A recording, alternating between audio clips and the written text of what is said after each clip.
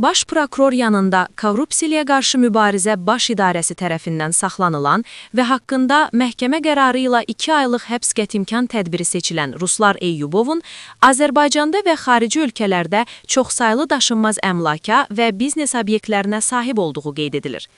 Yeni Sabah Unikala istinadən məlumat verir ki, ümumilikdə 109 yanacaq doldurma məntəqəsi, 1 maye qaz doldurma, propan-butan məntəqəsi və 1 sıxılmış təbii qaz terminalı daxil olan Azpetrol şirkəti də Ruslan Eyyubova məxsusdur.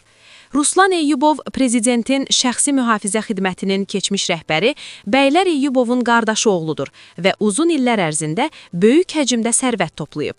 Qeyd edək ki, Azpetrol şirkəti daha öncə keçmiş İqtisadi İnkişaf naziri Fərhad Əliyevin qardaşı Rafiq Əliyevə məxsus olub.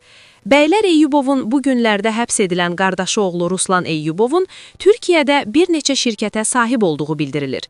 Globalinfo.az xəbər verir ki, bu haqda məlumatı Almaniyada yaşayan araşdırmacı jurnalist Cavanşir Həsənli özünün sosial media hesabında paylaşıb. Onun sözlərinə görə, Ruslan Eyyubov aşağıdakı şirkətlərin təsisçisi və ya ortağıdır. Nebioğlu Qayrimenkul Turizm, İnşaat, Sanayi və Dış Ticarət Limited şirkəti, RAR Qrup Petrol Ürünləri Sanayi və Ticarət Anonim şirkəti, Ne Qrup Petrol Kimyasal Ürünlər Sanayi və Ticarət Limited şirkəti.